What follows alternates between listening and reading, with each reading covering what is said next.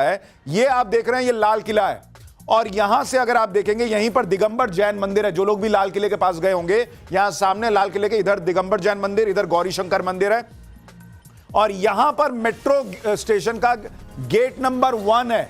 आप देखिए एग्जैक्टली इसी जगह पर गेट नंबर 1 के पास धमाका हुआ है कहा जा रहा है। तो लाल किला यहां और ये पूरा भीड़ भाड़ वाला इलाका है।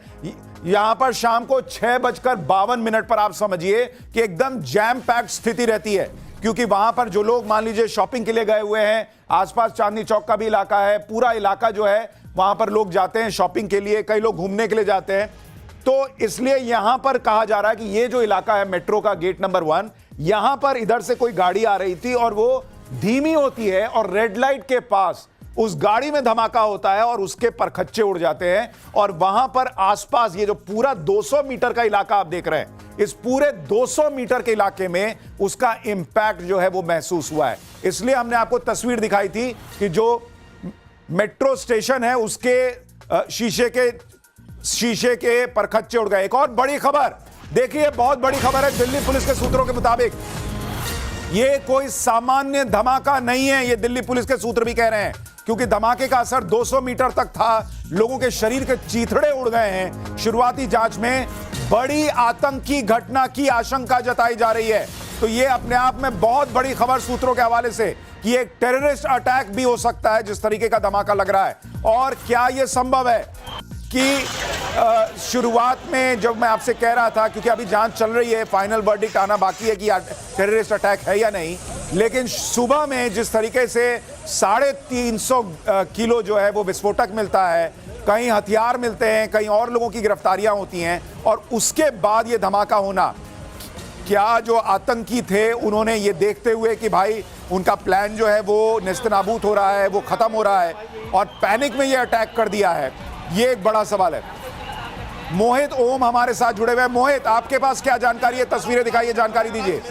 क्योंकि इसकी इंटेंसिटी 200 मीटर तक दिखी है, यानी इधर जो लोग हैं उनके परकच्चे उड़े हैं, शरीर अंग जो है वो 200 मीटर दूर तक गिरे हैं। तो इसको दिल्ली पुलिस अब सामान्य ब्लास्ट नहीं मान रही है। उनका कहना है आतंकी घटना हो सकती है और इस बात की पुष्टि करती है रेड अलर्ट जो चारों तरफ इस वक्त दिल्ली पुलिस की तरफ से दिया गया है। अलग अलग स्टेट की पुलिस भी जो है वो इस वक्त अलर्ट पर आ गई है और आप देख सकते हैं कि आला अधिकारी लगातार यहाँ पर जो है वो आपको पेट्रोलिंग करते हुए नजर आ जाएंगे और चहलकदमी यहाँ पे काफी तेज हो चुकी है, क्योंकि यहाँ पर जांच टीमें जो है वो काफी तेजी के साथ यहाँ पे आ रही हैं। ना सिर्फ एनएसजी, एनआईए, स्पेशल सेल की anti terror unit, crime branch, सभी यूनिट जो है यहाँ पे लगाई गई हैं, जो अब इस वक्त यहाँ पे जांच कर रही हैं। लेकिन दिल्ली पुलिस की शुरुआती जांच में जो बात सामने आई है, ये सामान्य धमाका नहीं है, ये एक बड़ा धमाका है जिसकी इंटेंसिटी काफी ज्यादा थी। ना सिर्फ लोगों के बल्कि गाड़ियों के टुकड़े भी काफी दूर तक यहाँ पर नजर आए हैं। ठीक है मोहित, मैं आपके पास लौटता हूं। आसपास जो अफरा तफरी है वो तो अभी भी दिख रही है, लेकिन हमारे साथ फॉरेंसिक एक्सपर्ट गुप्ता जी जुड़ गए हैं। उनसे एक बात पूछता हूं, सर अभी तक जो आप तस्वीरें देख रहे हैं और आपका अपना अनुभव, जो धमाके की इंटेंसिटी लग रही है, क्या बता रहा है? ये सामान्य धमाका लग रहा है, टेररिस्ट अटैक लग रहा है, क्या लग रहा है? आपका अपना आकलन क्या है? डेफिनेटली ये किसी भी तरीके से सामान्य घटना नहीं कही जा सकती। ये एक बहुत बड़ा ब्लास्ट है और इसके पीछे बहुत बड़ी साजिश नजर आ रही है। जिस तरीके से जिस भीड़ के इलाके में ये ब्लास्ट हुआ है, ये सोची समझी किसी रणनीति के तहत किया गया है। और सर आपके हिसाब से इतना हाई इंटेंसिटी का ब्लास्ट किस चीज से हो सकता है और कितना उसमें विस्फोटक इस्तेमाल हुआ होगा? आपका आकलन क्या है? अभी तक जितने भी विस्फोट देखे हैं वो आरडीएक्स द्वारा ही देखे जाते हैं। और अगर आपका अनुमान क्या है, कितना आरडीएक्स इतना धमाका करने के लिए जरूरी होगा? इतना तो डेफिनेटली नहीं कहा जा सकता। जितनी हार्ड किसी भी चीज में रखा जाएगा उतना ही ज्यादा बड़ा धमाका होगा इसमें। लेकिन आप कह रहे हैं सामान्य धमाका तो नहीं है? 20-30-50 किलो आरडीएक्स तो होना ही चाहिए। ठीक है, हमारे साथ बिट्टा साहब भी जुड़ गए हैं। बिट्टा साहब, आप जो तस्वीरें देख रहे हैं, जो जानकारी आ रही है, आपका अनुमान? देखो जी, ये तस्वीरें मुझे 93 में जब कार बम ब्लास्ट पार्लियामेंट के पास यूथ कांग्रेस के मेरे ऊपर हुआ 45 किलो आरडीएक्स के साथ, अटल बिहारी वाजपेयी जी की कोठी से गर्दने और मेरिडियन होटल से उनके शरीर उठा के लाए थे। मैंने पुलिस के जवान देखे हैं, मुझे वो हादसा अभी याद आया। मैं एक सवाल करना चाहता हूं उन पॉलिटिकल पार्टियों को पार्लियामेंट में अटैक हुआ, सारी पॉलिटिकल पार्टियां 2 साल के बाद इकट्ठी हो गई, एडवोकेट इकट्ठे हो गए, अफजल को फांसी नहीं होनी चाहिए। ये तो सारे ब्लास्ट की बातें करेंगे, बड़ा गर्म मामला है। साल के बाद 2 साल के बाद क्या होगा? इन आतंकवादी पकड़े जाएंगे, इनको सजा होगी, बड़े बड़े कपिल सिब्बल जैसे वकील खड़े हो जाएंगे, मेरे केस में मुकल रतों की जैसे खड़े हुए, मेरे पे ब्लास्ट करने वाले आतंकवादी सब छोड़ दिए, एक अभी जेल में तिहाड़ में ठीक है सर, आप ये कह रहे हैं, आपके हिसाब से ये टेररिस्ट अटैक लग रहा है आपको? देखो मेरी बात सुनो, ये तो पुलिस बाद में बताएगी, पर जिस तरीके से ब्लास्ट का मैंने देखा, रूप देखा, थोड़ी देर पहले मैं उधर से निकल के चंडीगढ़ से निकला, एकदम आवाज आई ये ब्लास्ट है, आरडीएक्स ब्लास्ट है। देखो मैं गारंटी नहीं कह सकता, सिलेंडर भी हो सकता, पर सिलेंडर का इतना बड़ा धमाका नहीं हो सकता। मैंने अभी अपने किसी पुलिस वाले को, जो मेरा जवान दिल्ली पुलिस का बैठा था, जब मैंने न्यूज सुनी, फरीदाबाद की सुनी, मैंने अहमदाबाद की सुनी, मैंने कहा ये कोई ना कोई हादसा जरूर करने की कोशिश करेंगे। वो हुआ, अपना तो लाइफ का अनुभव। ठीक है, आप कह रहे हैं कि ये सब कुछ इंटरलिंक्ड है। जिस तरीके से फरीदाबाद में रिकवरी हुई है, कश्मीर में रिकवरी हुई है, गुजरात में रिकवरी हुई है, और उसके बाद ये ब्लास्ट होना, ये सारे तार जुड़ते हैं। सर मैं आपके पास आऊंगा, एक और बड़ी खबर आ गई है, ब्लास्ट i20 कार में हुआ था, ये बड़ी खबर आ रही है इस वक्त। ये बड़ी खबर आ रही है, पहले कहा जा रहा था स्विफ्ट डिजायर कार में शायद ब्लास्ट हुआ है, लेकिन कहा जा रहा है कि i20 कार में ब्लास्ट हुआ है, और इस कार में पहले से लोग सवार थे। ब्लास्ट कार में पीछे की तरफ हुआ है, फॉरेंसिक एक्सपर्ट गाड़ी का मलबा जमा कर रहे हैं, यह बताया जा रहा है। तो यह बहुत बड़ी खबर इस वक्त आ रही है कि i20 कार का इस्तेमाल हुआ है। रविकांत, आपके पास क्या जानकारी है?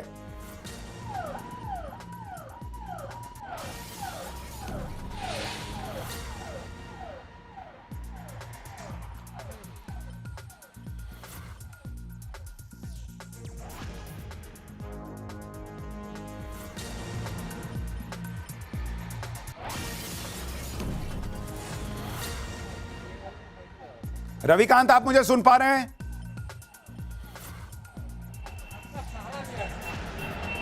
जी आपकी आवाज आ रही है। क्या आपके पास क्या जानकारी है? कहा जा रहा i20 कार में ब्लास्ट हुआ है। देखिए, इस वक्त मैं केंद्रीय गृह मंत्री अमित शाह के आवास पर हूं, और जो जानकारी होम मिनिस्टर को दी गई है वही जानकारी प्राइम मिनिस्टर को ब्रीफ की गई है, लेकिन पुख्ता जानकारी यही मिल रही है कि चलती हुई कार में ये ब्लास्ट हुआ है। और जो इनिशियल जानकारी है, जो प्रारंभिक जांच की जा रही है, उसमें एजेंसियां यही जांच कर रही हैं कि आखिरकार वो i20 कार किसकी थी, और मूविंग कार जो चल रही थी उसका नंबर क्या था, उसका मालिक कौन था। यानी पूरा का पूरा शक जो है वो कार पर है, वो कहां से आई, और जो इसमें एक्सप्लोसिव था, ब्लास्ट करने वाला जो मटेरियल था, वो दिल्ली कैसे पहुंचा। इस वक्त मैं केंद्रीय गृह मंत्री के बाहर हूं आवास पर, और जो बड़े अधिकारियों का जो मूवमेंट है वो भी यहां पर हो रहा है। सभी बड़े अधिकारियों को घटनास्थल पर, स्पॉट पर पहुंचने के लिए निर्देश। देखिए, ये बड़ी खबर आप बता रहे हैं, गृह मंत्री के घर पर बड़े अधिकारियों के पहुंचने का सिलसिला शुरू हो गया है। यानी गृह मंत्री खुद पूरे हालात का जायजा ले रहे हैं। इस वक्त प्रधानमंत्री को उन्होंने ब्रीफ किया है, और साथ ही जानकारी मिल रही है कि बड़े अधिकारी पहुंच रहे हैं गृह मंत्री के घर, यानी एक बड़ी मीटिंग वहां शुरू होने वाली है। अनुज, आपको और क्या जानकारी मिल रही है जो ब्लास्ट हुआ है उसको लेकर?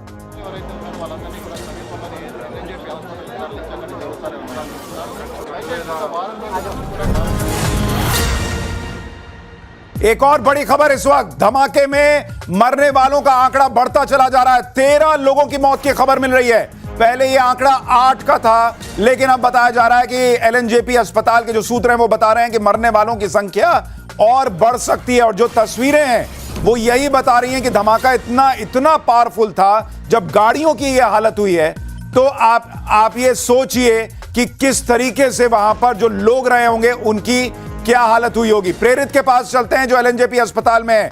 प्रेरित, वहां अस्पताल में जो लोग लाए गए हैं घायल, उनकी क्या स्थिति है?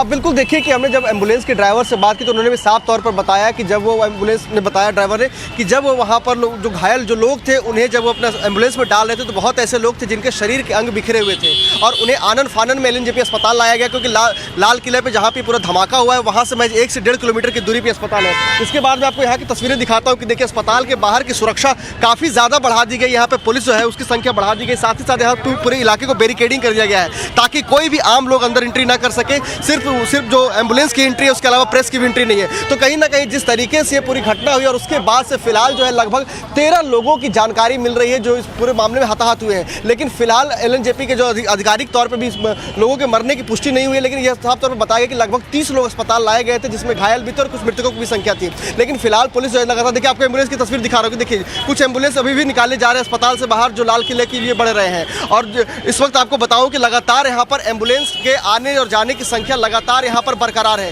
देखिए एक एम्बुलेंस यहाँ से निकला, फिर दूसरा एम्बुलेंस भी आपको दिखाऊंगा, देखिए कि दूसरा एम्बुलेंस भी यहाँ से रवाना किया जा रहा है, यानी कि मौके पर अभी भी लगातार एम्बुलेंस भेजे जा रहे हैं, क्योंकि जिस तरीके से पूरी घटना हुई है और हाईली एक्सप्लोडेड जो पूरा धमाका था उसमें। ठीक है प्रेरित, हम आपके पास लौटेंगे, लेकिन ये बार बार अभी भी जो एम्बुलेंसेस भेजी जा रही है मौके पर, क्या इसका संकेत है कि वहां पर अभी भी घायलों को जो है वो लाना है? और 30 लोग लाए गए थे अस्पताल, ये बताया जा रहा है सूत्रों के मुताबिक, और मरने वालों का आंकड़ा 13 तक पहुंच गया है, ये भी खबर है। दिल्ली ब्लास्ट पर चश्मदीद भी बड़ा खुलासा कर रहे हैं। उन्होंने कहा है कि बहुत बहुत तेज धमाका था, सब कुछ हिल गया। कई चश्मदीदों ने तो कहा कि जिंदगी में इतनी तेज आवाज उन्होंने नहीं सुनी, ऐसा लगा कि धरती फट जाएगी। सुनिए चश्मदीदों को एक बार। जिस टाइम आवाज़ आई, धमाका हुआ, तो मैं दुकान पे बैठा था, पीछे मेरी दुकान है, यहीं पे दुकान है, यहीं पे, तो मैं चेयर पे बैठा हुआ था। एकदम से अचानक इतनी तेज धमाका हुआ कि मेरे लाइफ में इतनी तेज मैंने अपनी आवाज़ के भी नहीं सुना। धमाके के दहल पे मैं 3 बार गिरा हूँ, उठाऊँ फिर गिरा हूँ, उठा ऐसे धरती फटने वाला है, इतनी तेज धमाका हुई है। ठीक है, तो मैं दुकान छोड़ करके एकदम से भागा। मेरे साथ भी बहुत सारी पब्लिक भागी, एक पे एक पब्लिक गिर रही थी। उस टाइम ऐसा लग रहा था कि हम कुछ पल में, दूसरा धमाका हुआ था, हम मरने वाले हैं। ऐसा लग रहा कि हम बचने का चांस, ऐसा लग रहा कि मौत तो मुंह से देख रहे हैं, इस तरह से नजारा था। हम ये देखे, लपट देखा, हाँ, अपने छत से देखा, तभी मैं नीचे उतर के आया कि जरा देखूं कहाँ है क्या, और तो पता नहीं किसी तरह की कोई आवाज़ आपने सुनी? हाँ, बहुत जोर आवाज़ आई, बिल्डिंग खिड़की हिल गई, खिड़की हिल गई। आपका घर कितना दूर है? ये रहा गुरुद्वारे के पास। तगड़ा धमाके की आवाज़ आई थी, बस गोटी पड़ी है सब। वहाँ पर इतना ज़ोरदार धमाका हुआ है, वहाँ पर इतनी ज़ोरदार तेज़ आवाज़ आई कि एकदम से शॉक्ड हो गए। फिर मेरे पास में फ़ोन्स भी आए काफ़ी सारे, हमने कहा क्या हुआ, हमने कहा धमाका हुआ है। उसके बाद हमने दूर से आके देखा, हमने दूर से, हम क्योंकि करीब में जा नहीं सकते थे, फिर यहाँ पे साइड में हमने देखा इंसान का हाथ पड़ा हुआ, पूरा फटा हुआ। फिर आगे उस साइड देखा तो फेफड़ा पड़ा हुआ इंसान का। तो इतना, ये आदमी सोच भी नहीं सकता कि एकदम से हुआ तो क्या हुआ इंसान। ये पूरी बात जो आप चश्मदीदों की सुन रहे हैं, हर एक आदमी यही कह रहा है कि ऐसा धमाका जैसा जिंदगी में सुना नहीं, देखा नहीं, कभी सोचा नहीं। गौरव के पास चलते हैं। गौरव, आप मौके पर मौजूद हैं, और क्या जानकारी अभी तक आप जुटा पाए हैं? मैं आपको लाल किले की तस्वीर दिखा रहा हूं। सबसे पहले मेरे सहयोगी दिलीप अवस्थी आपको इस वक्त जो है वो गाड़ियों की तस्वीर दिखाएंगे, जिन गाड़ियों के परखच्चे उड़ गए। दिलीप अवस्थी उस गाड़ी की तस्वीर दिखाएंगे और वो गाड़ी आपको इस वक्त फ्रेम में नजर आ रही होगी। और आप ये जो गाड़ी देख रहे हैं, संभवतः इसी गाड़ी में क्या धमाका हुआ, ये जांच की जा रही है। गाड़ी अभी आप इस वक्त जो है वो फ्रेम पर टाइम्स नाउ भारत के देख रहे हैं, और इसी गाड़ी की जांच, फॉरेंसिक जांच, स्पॉट की जांच जो है वो इस वक्त तस्वीरों में की जा रही है। एनआईए की टीम, एफएसएल की टीम संयुक्त रूप से यहां से जो सबूत है उनको इकट्ठा कर रही है। डॉक्टर्स की टीम पहुंची है, फॉरेंसिक एक्सपर्ट्स की टीम यहां पर पहुंची है। जितने भी स्पेशल सीपी, डीसीपी यहां पर पहुंच सकते थे, सभी लगातार यहां पर पहुंच रहे हैं। लेकिन एक बार तस्वीर मैं समझा दूं और समझ लूं, यहां देख लीजिए कि चूंकि आज सोमवार था, लाल किला आज लोगों के घूमने फिरने के लिए बंद रहता, तो गनीमत थी कि जो भीड़ थी वो आधी नहीं थी और बाजार जो है वो सिर्फ खुला हुआ था। तो ऐसे में जो लाजपत राय मार्केट, यहाँ पर इलेक्ट्रॉनिक्स की मार्केट है, भागीरथ मार्केट है, वो यहाँ पर खुली हुई थी। और सामने ठीक मेट्रो स्टेशन के गेट आपको नजर आ रहे होंगे। इन्हीं मेट्रो स्टेशन के धमाकों से इनकी जो खिड़कियां हैं वो टूटी हैं, गाड़ियों के फरकच्चे उड़े हैं। तकरीबन 8 से 9 गाड़ियां प्रभावित। गौरव, मुझे एक बात बताइए, गौरव मुझे एक बात बताइए, जहां पर यह ब्लास्ट हुआ है, अमूमन उस ब्लास्ट की जगह से थोड़ी दूर आगे क्या पुलिस की बैरिकेडिंग भी रहती है?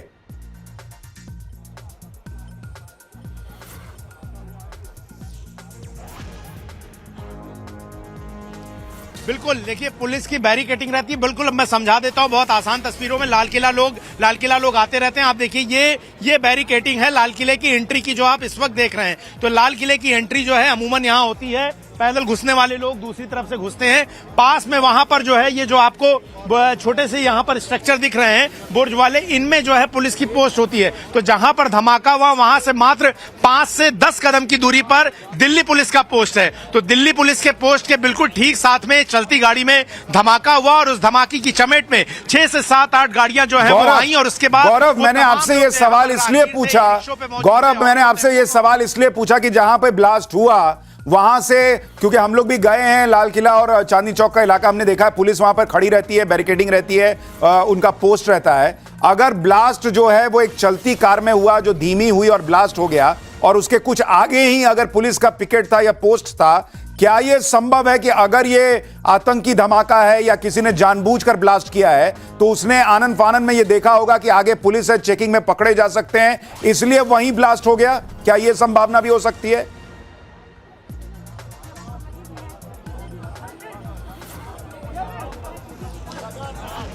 बिल्कुल, इस संभावना से इनकार नहीं किया जा सकता है कि वो व्यक्ति जो है उसने पुलिस की मौजूदगी को देखकर उस धमाके को डेटोनेट कर दिया हो, उस बम को जो है वो ट्रिगर किया हो, फाड़ दिया हो। लेकिन आप तस्वीर देखिए यहाँ पर जो तस्वीर हालात बने वो ये बताती है कि ये धमाका जल्दबाजी में किया गया। और सुशांत, इस बात से भी इनकार नहीं कर सकते हैं कि हो सकता हो कि लाल किले में घुसने की कोशिश की हो, उसकी मंशा हो, लेकिन यहाँ पर पुलिस की मौजूदगी देखकर जो है वो यहाँ पर ठहर गया और धमाका पहले कर दिया गया हो, लेकिन जिसकी चपेट में आम लोग आए। लेकिन ये जो जगह है, दूसरी तरफ भागीरथ प्लेस इलेक्ट्रॉनिक प्लेस की मार्केट है, एक तरफ गौरी शंकर का मंदिर। दिलीप अवस्थी जी एक बार दिखाइए, ये जो मंदिर का शिखर आपको दिख रहा है और जो ध्वज लहराता हुआ दिखाई दे रहा है, ये गौरी शंकर मंदिर, प्राचीन गौरी शंकर मंदिर। और चूंकि सोमवार का दिन था तो सोमवार के दिन यहाँ पर बड़े पैमाने पर शिव भक्त जो है वो जल चढ़ाने के लिए सपरिवार आते हैं इस गौरी शंकर मंदिर में। भले ही लाल किला सोमवार को बंद रहा हो, लेकिन इसी सोमवार को गौरी शंकर मंदिर की भीड़ के चलते लाल किले को बंद रखा जाता है। और इसमें हजारों की संख्या में सुबह 4 बजे से जो है वो श्रद्धालु जो है जल चढ़ाने के लिए गौरी शंकर मंदिर सपरिवार आने लगते हैं। तो ये एक मंशा जरूर थी कि ज्यादा से ज्यादा भीड़ को, आम लोगों को देखिए गौरव, जो अभी शुरुआती तौर पर दिख रहा है, अगर ये टेररिस्ट अटैक ही है जिसकी पूरी आशंका लग रही है, तो यह संभावना दिख रही है कि चूंकि आगे पुलिस थी और इसलिए हो सकता है कुछ देर पहले ही आनन फानन में जो है वो ब्लास्ट कर दिया गया है। लेकिन आपको यह भी समझना होगा कि सुरक्षा एजेंसियों ने सुबह जिस तरीके से 350 किलो विस्फोटक बरामद किया था, 2600 किलो विस्फोटक जो है वो घाटी में बरामद हुआ था, और गुजरात में एक केमिकल अटैक होने वाला था, उसके आरोपी को पकड़ा गया था। जिस तरीके से वो सारी कड़ियां अगर जुड़ती हैं तो क्या यह संभव है कि जो बड़ा प्लान था एक साथ 10-20 धमाके करने का, कोई केमिकल अटैक करने का, वो चूंकि सारा फेल हो गया, इसलिए आनन फानन में कोई टेररिस्ट अटैक किया गया हो? ये सारे सवाल अभी जिंदा हैं। मैं आपको तस्वीरें दिखाता हूं, सुबह से जो लगातार सुरक्षा एजेंसियां काम कर रही थी, कैसे रिकवरी हुई है। आप जरा एक बार दिखाइए, ये घायलों को जो ले जाया जा रहा है उसकी तस्वीर आप देख रहे हैं। लेकिन मैं आपको 2 तस्वीर दिखाता हूं कि जिस तरीके से लगातार सुरक्षा एजेंसियां काम कर रही थी, बड़ी बड़ी रिकवरी हो रही थी। फरीदाबाद से जो रिकवरी हुई थी उसमें 350 किलो विस्फोटक के साथ 20 टाइमर मिले थे, जो कि बड़ा सवाल खड़ा करते हैं कि क्या 20 धमाकों का भी प्लान था। तो ये बहुत बहुत बड़ी बात है। ये देखिए, आपको तस्वीरें दिखा रहा हूं, डॉक्टर मुजम्मिल जो पकड़ा गया था, मुजम्मिल शकील। किले के पास सुभाष मार्ग ट्रैफिक सिग्नल पर i20 हुंडई गाड़ी में एक ब्लास्ट हुआ है। ब्लास्ट के कारण आसपास की कुछ गाड़ियां और कुछ मार्ग पर जा रहे लोग भी इंजर्ड होने के समाचार हैं। प्राथमिक सूचना जो मिली है उसमें कुछ लोग हताहत भी हुए हैं। ब्लास्ट की सूचना आते ही 10 मिनट में Delhi crime branch, Delhi special branch की टीमें स्पॉट पर पहुंची है। एनएसजी और एनआईए की टीम एफएसएल के साथ अभी गहन जांच करने का शुरू किया है। आसपास के स्थान के सभी सीसीटीवी कैमरा और बाकी सब चीज़ों की जांच के आदेश दे दिए हैं। मेरी सीपी दिल्ली से भी बात हुई है, स्पेशल ब्रांच के इंचार्ज से भी बात हुई है। सीपी दिल्ली और स्पेशल ब्रांच के इंचार्ज स्पॉट पर मौजूद हैं। हम सभी संभावनाओं को तराश रहे हैं और सभी संभावनाओं को ध्यान में रखकर इसकी गहन जांच की जाएगी। सभी ऑप्शन की तुरंत जांच होकर नतीजा जो आएगा, जांच हम जनता के सामने रखेंगे। मैं कुछ ही देर में स्पॉट पर भी जा रहा हूं और अस्पताल में भी मैं तुरंत जाऊंगा। तो गृह मंत्री अमित शाह का बयान, पहला बयान देश के गृह मंत्री का आ गया है और उन्होंने खुद जानकारी दी है। देश के गृह मंत्री अमित शाह का पहला बयान, उन्होंने कहा है कि i-20 कार में धमाका हुआ है, ये क्लियर है और वहां पर कई लोग हताहत भी हुए हैं। वो खुद मौके पर जा रहे हैं, उन्होंने कहा है। और साथ ही उन्होंने बड़ी बात कह दी है कि हर एंगल से जांच होगी, यानी अभी कोई रूल आउट नहीं कर रहा कि यह टेररिस्ट अटैक भी हो सकता है। सीएनजी ब्लास्ट की तो कोई संभावना लग नहीं रही, लेकिन सारे सीसीटीवी कैमरे जो हैं वो खंगाले जा रहे हैं। रविकांत, आपके पास कोई जानकारी?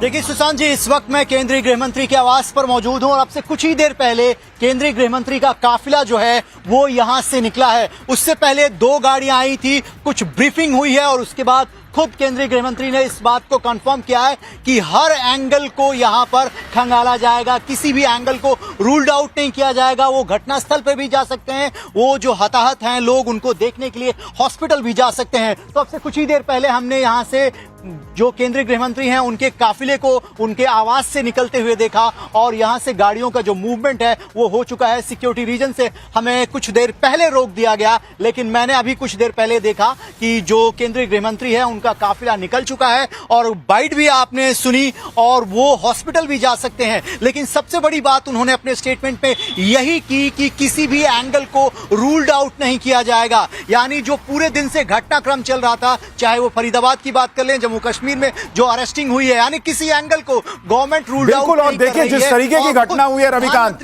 ये बहुत अहम है कि गृह मंत्री ने खुद सामने आकर तुरंत देश की जनता को बताया है कि ये चीजें हुई हैं, वो मौके पे जा रहे हैं और जो भी जानकारी मिलेगी तुरंत देश की जनता को उसके बारे में बताया जाएगा। लेकिन जो बड़ी बात वो कह रहे हैं कि कोई भी आशंका जो है उसको रूल आउट नहीं किया जा रहा। और जो बड़ी आशंका जिसके बारे में हम बात कर रहे थे, वो आशंका ये कि जो फरीदाबाद में गिरफ्तारी हुई, फरीदाबाद में रिकवरी हुई, जो घाटी में रिकवरी हुई, जो गुजरात में व्यक्ति पकड़ा गया, डॉक्टर मुजम्मिल से लेकर दूसरे लोग, क्या वो सारे तार जुड़े हुए हैं? एक बहुत कोऑर्डिनेटेड टेररिस्ट अटैक का क्या प्लान था जिसमें केमिकल वेपन भी इस्तेमाल होना था, जो गुजरात में रेसिन पकड़ा गया है, जो बनाने की चीजें पकड़ी गई हैं। क्या 20 धमाके और होने थे अगर वो नहीं पकड़ा गया होता तो और क्या हो सकता था? ये बड़ा सवाल है। एक बार चलते हैं सोहेल के पास, हमारे सहयोगी कश्मीर से जुड़ रहे हैं।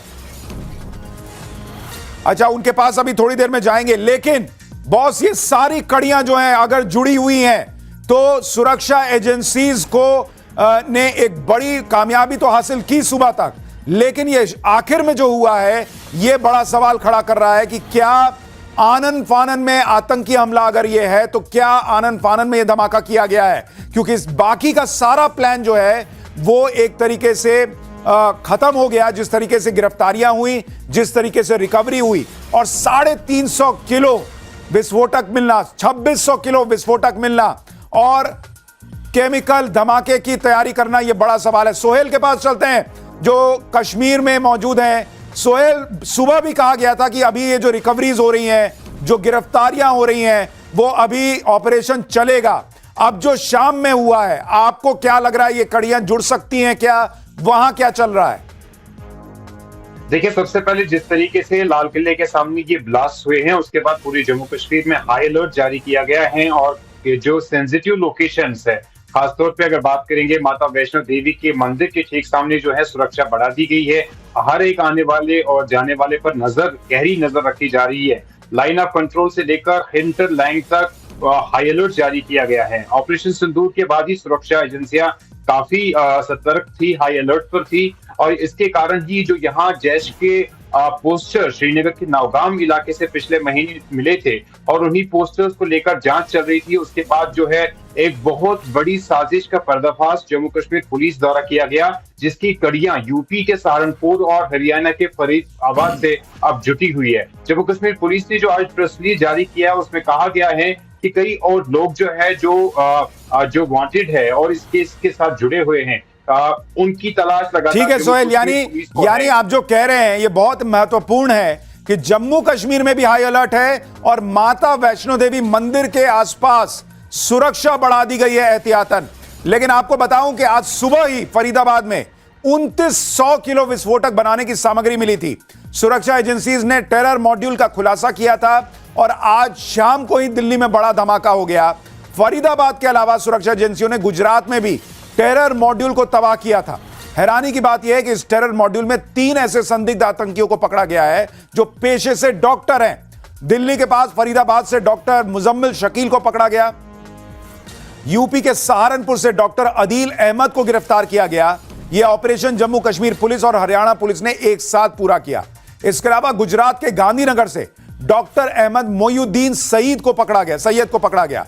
इसके अलावा सूत्रों से खबर है कि 2 से 3 डॉक्टर और हैं जो सुरक्षा एजेंसियों के रडार पर हैं।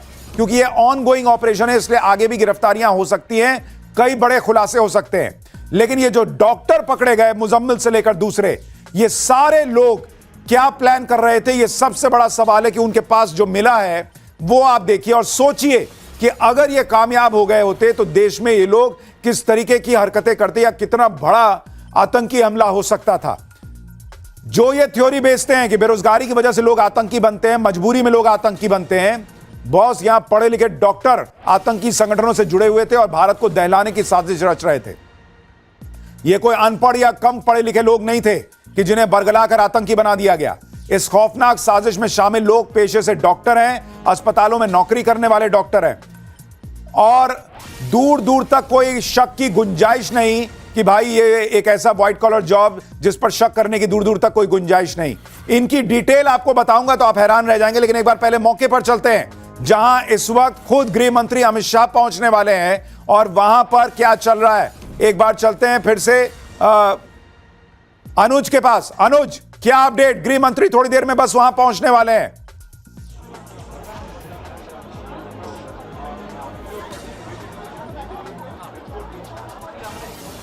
जी बिल्कुल, थोड़ी देर में ही यहाँ पे गृह मंत्री पहुँचने वाले हैं। लेकिन उससे पहले जो सबसे बड़ी बात है, क्योंकि सवाल यही उठ रहा था कि लगातार हम ये भी देख रहे थे कि ऑपरेशन सिंदूर के बाद से ही लगातार जो पाकिस्तानी बेस्ड आतंकी संगठन है वो भारत के खिलाफ साजिश रचने की कवायद कर रहे थे और इसी के तहत हमारी सुरक्षा एजेंसियां जो हैं वो हमेशा चौकस रही और लगातार हमने देखा कि धरपकड़ चलती रही। इसी के तहत जिस तरीके से कल गुजरात एटीएस ने आईसिस के एक मॉड्यूल का पर्दाफाश किया, आज जिस तरीके से फरीदाबाद से एक डॉक्टर के घर से सबसे पहले 360 किलोग्राम विस्फोटक बरामद होता है, उसके बाद करीब 2600 के आसपास 2563 के आसपास विस्फोटक बरामद होता है। इसके साथ साथ टाइमर बरामद होता है और निश्चित तौर पर हथियार बरामद किए जाते हैं, बैटरीज बरामद की जाती है। उससे साफ पता चलता है कि किस तरीके से साजिश रचने की कवायद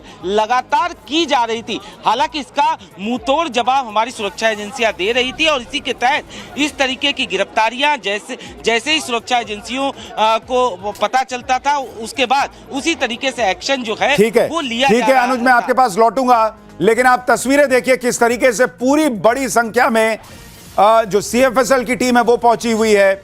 वहां पर गृह मंत्री अमित शाह पहुंचने वाले हैं। ये तस्वीर आप देखिए, ये लाइव तस्वीरें हैं। पूरे इलाके को कॉर्डन ऑफ कर दिया गया है और वहां पर लोग मौजूद हैं जो एक एक चीज की जांच कर रहे हैं, क्योंकि वहां पर जो भी सामग्री विस्फोट के लिए इस्तेमाल हुई है उससे बहुत अहम जानकारियां मिल सकती हैं। और मैं चाहूंगा एक बार हम मैप पर दिखाएं कि किस जगह पर यह धमाका हुआ है। अगर उसको हम एक बार फिर से यहां पर मैप पर दिखा सकें तो दर्शकों को पता चलेगा कि आखिर जिस इलाके की हम बात कर रहे हैं, क्या वहां पर गाड़ी जिसमें I-10 में I-20 में यह धमाका हुआ वो पहुंचने के पहले, ये देखिए ये मेट्रो का गेट नंबर 1 है जहां पर यह धमाका हुआ है, और ये लाल किला है। और अमूमन अगर आप लाल किले के पास जाएंगे तो यहां पर पुलिस की बैरिकेडिंग रहती है, क्योंकि यहां से लाल किले के लिए एंट्री है, तो पुलिस जो है वो जांच भी करती है।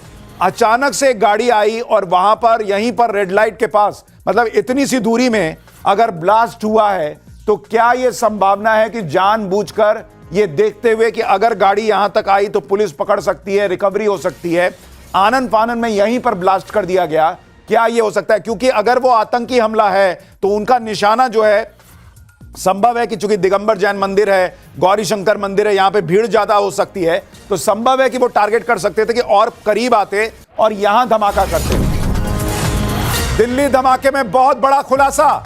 इस वक्त जिस गाड़ी में ब्लास्ट हुआ वो नदीम खान की थी। सूत्रों के हवाले से बड़ी खबर, नदीम खान नाम के व्यक्ति की गाड़ी थी, यह बताया जा रहा है। दिल्ली में धमाके को लेकर बहुत बड़ी खबर।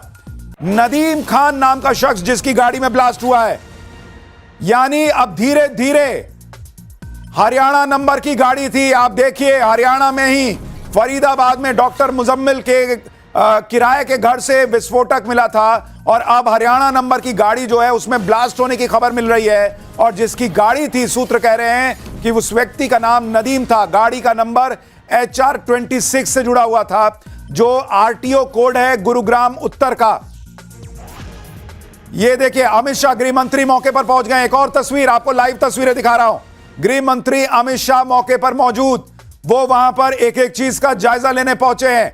और सरकार लगातार, खुद गृह मंत्री ने कहा, वो LNJP अस्पताल पहले पहुंचे हैं। ये देखिए तस्वीरें, वो अस्पताल में पहले घायलों का हाल चाल पूछने के लिए पहुंचे हैं, और उसके बाद उन्होंने पहले ही क्लियर कहा है कि वो जाएंगे और वहां पर मौके पर जो घटना हुई है वहां पर भी वो जाएंगे। यानी गृह मंत्री इस वक्त खुद पूरी तरह से एक्टिव हैं और वो पूरे जो घटनाक्रम है उस पर नजर रखे हुए हैं। प्रधानमंत्री नजर रखे हुए हैं। उन्होंने खुद गृह मंत्री को फोन करके पूरी जानकारी ली है कि दिल्ली पुलिस कमिश्नर ने क्या बताया है, स्पेशल सेल ने क्या बताया है। NIA की टीम मौके पर रवाना कर दी गई है, वो वहां पहुंची हुई है। और हरियाणा से विस्फोटक मिला था सुबह, आपको याद होगा, जो मैं पहले भी आपको बता रहा था। और हरियाणा नंबर की गाड़ी मिलना, डॉक्टर मुजम्मिल के घर से विस्फोटक मिलना, गाड़ी नदीम की होना, क्या यह सब इत्तेफाक है या ये कड़ियां जुड़ती चली जाएंगी? ये बहुत बड़ा प्रश्न। जांच बहुत तेजी से आगे बढ़ती हुई, और गृह मंत्री अमित शाह ने अभी थोड़ी देर पहले ही कहा है कि जो भी जानकारी मिलेगी वो देश से साझा करेंगे।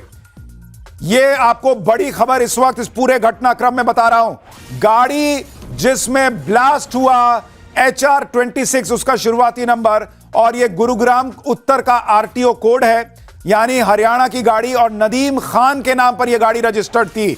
यह बहुत बड़ी जानकारी इस वक्त मिल रही है। और यह भी कहा जा रहा है कि इस गाड़ी में लोग मौजूद थे।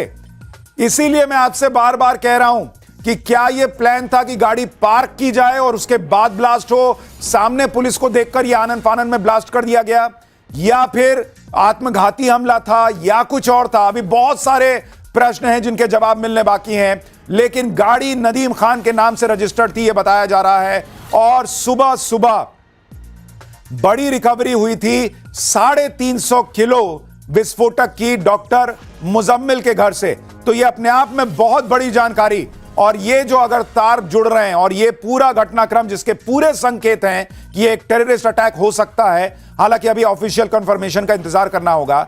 अगर ये आतंकी हमला है तो ये एक बहुत बहुत चुनौतीपूर्ण वक्त है देश के लिए, क्योंकि पहले भी प्रधानमंत्री ने स्पष्ट किया है कि कोई भी इस तरह की घटना अगर हुई तो उसका करारा जवाब दिया जाएगा। लेकिन वो तार कहां जाता है, क्या होता है? एक बार प्रेरित के पास चलते हैं, जो अस्पताल में मौजूद है, LNJP अस्पताल में। प्रेरित, आपके पास क्या अपडेट है घायलों को लेकर, मृतकों को लेकर?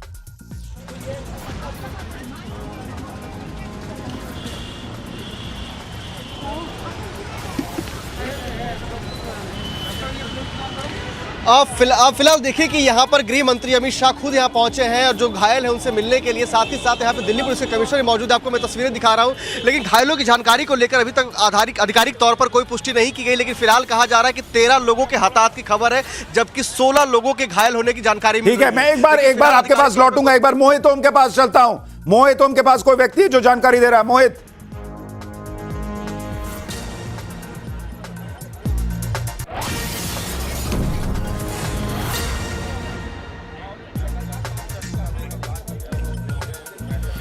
देखिए हमारे से वही चश्मदीद हैं जिन्होंने ये बताया, जो खुलासा किया है कि गाड़ी जो है वो HR26 और उसके लास्ट डिजिट 7674 है। तो अपना उस वक्त कहाँ पे थे आप? सकते कोई सर, मैं मौके पे ही था, सामने दूसरी तरफ सर रोड पार करके इधर आया हूँ दूसरी तरफ। मौके पे जब आदमी भी चल रहे हैं, लोग बाग वीडियो बना रहे हैं, मैं तो कहता हूँ वीडियो ना बना के किसी की हेल्प करो। कोई रजिस्ट्रेशन नंबर जो है वो किसने चेक किया था कि नदीम खान के नाम पे गाड़ी? पुलिस वाले ने चेक करा था मेरे सामने, मैंने ही बोला था सर ये गाड़ी उड़ी है सामने से, ये गाड़ी का एक प्लेट बची है, इसका नंबर चेक कर। उसने चेक करा, फोन में देखा नदीम खान के नाम से, HR नंबर है 7674। उसने जब देखा फिर स्टाफ आ गया, उन्होंने बोला प्लेट दुबका दो। कोई नहीं, मैंने कि सर प्लेट ले गए वो चौकी में। फिर मुझे मौके पे देख के मुझे भी लेके चौकी में, मैंने कि सर मुझे घर जाऊँगा। फिर मुझे घर ना जाके नहीं है कि सर आप बैठो, और स्टाफ आया, पूछताछ हुई, फिर लिखा पढ़ी करके फिर मैं आ गया इधर। ये कंफर्म था नदीम खान नाम आ रहा था? ये नदीम खान ही था। गाड़ी मूव थी, गाड़ी कोई रुकी हुई नहीं है, ट्रैफिक ज्यादा था तो इस गाड़ी स्लो थी सारी। पुलिस प्रशासन की इतनी लापरवाही है जो ट्रैफिक नहीं हटाया। मार्केट जैसे इलाकों में अगर ये ट्रैफिक ना होता तो भगवान न चाहे किसी की जान नहीं जाती। कितनी गाड़ियां और लपेटे में आई थी? गाड़ी की दुर्घटना थी, एक में निकल जाती। इतना ट्रैफिक तक आसपास लोग बाग जो रोड पार कर रहे हैं वो भी जल चुके हैं। और कितनी गाड़ी चपेट में आई थी? यहाँ ट्रैफिक, कितनी गाड़ियां चपेट में आई थी? मैं कह रहा हूँ 10 गाड़ी मेरे सामने 10-15 गाड़ियां जल रही हैं, जिसमें से हम बंदे निकाल रहे हैं। आधी गाड़ी जली हुई है, जिसमें देख के पब्लिक वीडियो तो बना रही है, तो ये नहीं है कि इसमें से निकलवा दे। आवाज मार मार के ई रिक्शा में तो खैर जो थे मौके पे जल गए। गाड़ी में मैंने बोला सर वीडियो, मैंने लोग वीडियो बाद में बना लेना, पहले निकाल लो। गाड़ी ब्लास्ट हुई थी उसमें और लोग बैठे हुए थे क्या? वो तो बैठे हुए थे, वो तो गाड़ी में, उसमें से तो कोई नहीं कह सकते, उस गाड़ी में कोई नहीं बचा होगा क्योंकि गाड़ी नहीं है वो। जब गाड़ी के पार्ट्स थोड़े थोड़े इधर गिरे हैं तो वैसे ही पार्ट्स बॉडी के गिरे हैं। कुछ पार्ट्स मार्केट के उधर गिरे, कुछ इधर गिरे हैं, दोनों साइड बॉडी के। चश्मदीद हैं जो बेहद गंभीर बात बता रहे हैं कि HR26 नंबर की गाड़ी थी जिसके लास्ट 4 डिजिट 7476 थे, और जब गाड़ी रजिस्टर्ड नंबर चेक किया गया तो नदीम खान के नाम पे ये गाड़ी निकली है, जो पुलिस ने वो रजिस्टर्ड नंबर को चेक किया था। तो यानी ये चश्मदीद मौके पे थे जिन्होंने लोगों को बचाने की कोशिश की है। वो बता रहे हैं कि जिस गाड़ी में ब्लास्ट हुआ है उसका आखिरी के 4 डिजिट 7674 थे, HR26 नंबर पर रजिस्टर्ड थी और नदीम खान के नाम पर रजिस्टर्ड थी। जी ठीक है मोहित ओम, हम आपके पास लौटेंगे। यानी चश्मदीद के बयान के आधार पर अभी शुरुआती तौर पर यह जानकारी निकल कर आ रही है कि हरियाणा नंबर की गाड़ी थी जिसमें विस्फोट हुआ। वो व्यक्ति बता रहा है कि ट्रैफिक थी, गाड़ी धीरे चल रही थी, उसमें लोग बैठे हुए थे और उसमें ब्लास्ट हो गया है, और वो हरियाणा नंबर की गाड़ी थी। ये चश्मदीद का दावा है कि उसका आखिरी का नंबर 7476 था, और जब गाड़ी का नंबर चेक किया गया तो वो किसी नदीम खान के नाम पर शुरुआती तौर पर दिख रही थी। ये चश्मदीद ने दावा किया है। अभी जांच में क्या निकल कर आता है ये देखना होगा। एक बार राकेश पांडे के पास चलते हैं, हमारे सहयोगी राकेश पांडे भी मौके पर हैं। राकेश,